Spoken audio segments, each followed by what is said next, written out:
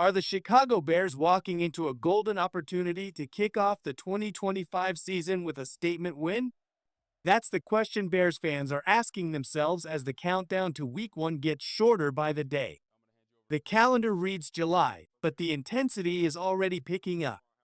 As we look ahead to a high-stakes Monday Night Football showdown at Soldier Field against the Minnesota Vikings, signs are pointing to a potentially massive advantage for Chicago. At the center of this developing story is Jordan Addison, Minnesota's dynamic young wide receiver who is now facing the possibility of being suspended to start the 2025 season. Addison will appear in court this Thursday for a DUI charge stemming from 2024, his second driving-related incident since entering the NFL. Adam Schefter reports that Addison could be hit with a minimum 3-game suspension under the NFL's personal conduct policy. Considering that it's his second strike in less than 2 years, the league is likely to take this very seriously. Why does this matter so much for the Bears? Because Addison isn't just a secondary option, he's one of the most productive and explosive number 2 receivers in the NFL. In his first 2 years, he averaged 65 receptions, 900 yards, and 10 touchdowns. He draws coverage, creates mismatches, and opens up space for Justin Jefferson to do what he does best. If Addison is unavailable, Minnesota's offense suddenly becomes far more one-dimensional. Sure, they still have Justin Jefferson, the best wide receiver in football. But after him, there's a steep decline. Names like Jalen Nailor, Ty Felton a rookie, and Rondale Moore a question mark to make the roster aren't likely to scare Chicago's secondary. This potential absence changes everything for the Bears' defense. With Addison off the field, defensive coordinator Denard Wilson can dedicate more resources to stopping Jefferson. Jalen Johnson can follow him all over the field, backed up by safety help, daring the Vikings to beat them elsewhere. And then there's the added twist, J.J. McCarthy, the Vikings' rookie quarterback, is expected to make his first NFL start in this game. Think about that for a moment. A rookie QB starting his first game on the road at Soldier Field against an energized Bears defense, possibly without his second-best receiver. That's not just a break for the Bears. That's a gift. McCarthy, who didn't play at all last year, is stepping into a highly volatile situation. This isn't Michigan anymore. He's not surrounded by a dominant O-line and a powerful ground game. He's now the face of a rebuilding NFL offense, and he'll be tested immediately. If Addison is suspended, McCarthy will have to rely even more on Jefferson and tight end T.J. Hawkinson. That makes the Vikings predictable. And when you're predictable in the NFL, you're beatable. While Addison's suspension looms large, there is another storyline flying under the radar that could become even more impactful come Week 1. Christian Darasaw, Minnesota's all-pro left tackle, is not guaranteed to be ready. Darasaw is recovering from a major ACL and MCL tear that occurred late last season. He's made good progress, but according to Vikings insider Patrick Seatman, there's currently only a 10 to 20% chance he suits up against Chicago. This is a nightmare scenario for Minnesota. Darasaw isn't just a good lineman, he's elite. He's their most reliable pass blocker and the key to their running game off the left edge. Most importantly, he protects J.J. McCarthy's blind side.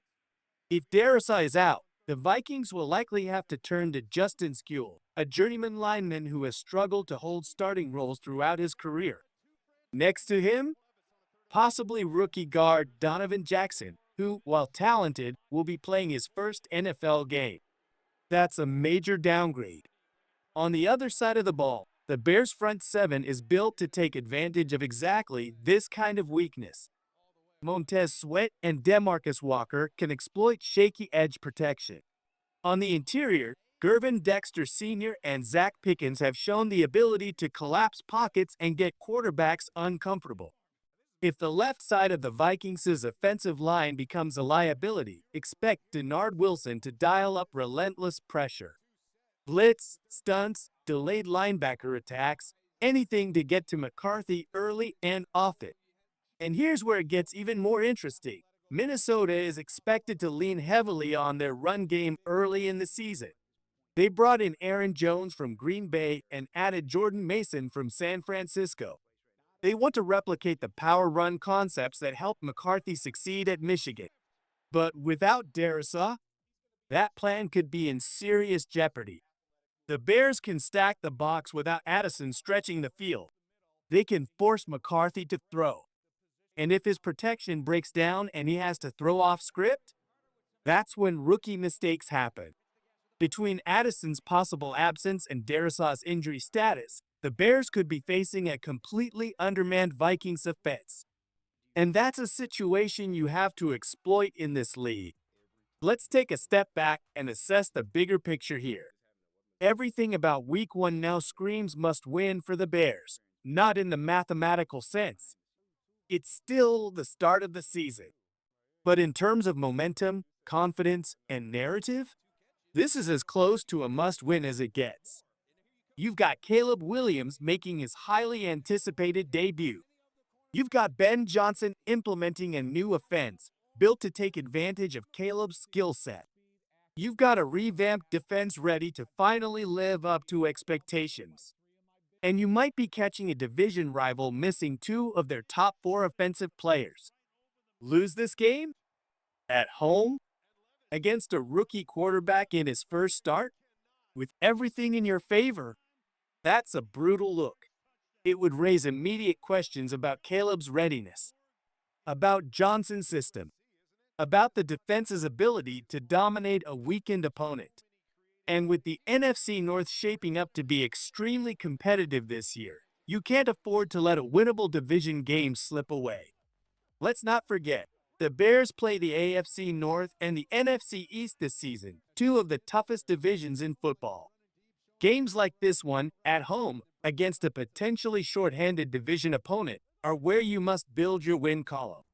Because when the Bears face Minnesota again later in the season, it'll be in Minnesota, with a more experienced J.J.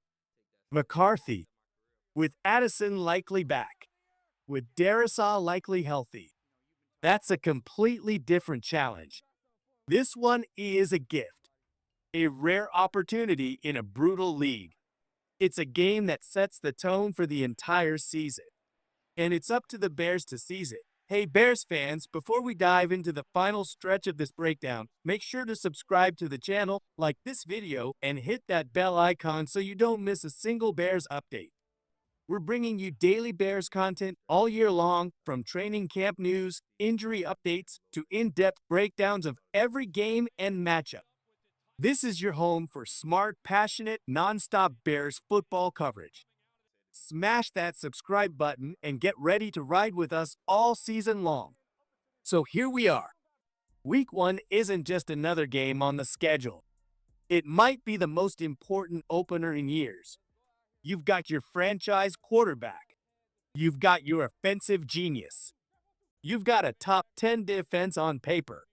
You're at home, prime time, against a rookie QB making his debut. And the opposing team might be without its second best receiver and its all-pro left tackle. These are the games that define seasons. These are the opportunities you just can't waste. If you want to prove you're a playoff team, if you want to show the NFL that the Bears are done rebuilding and ready to contend, you win this game. Let us know in the comments, who do you think wins Week 1? Type Kai if you're rolling with the Bears. Type Min if you think the Vikings will spoil the party. Soldier Field, Monday night, the beginning of a new era. Let's make it count. Bear down.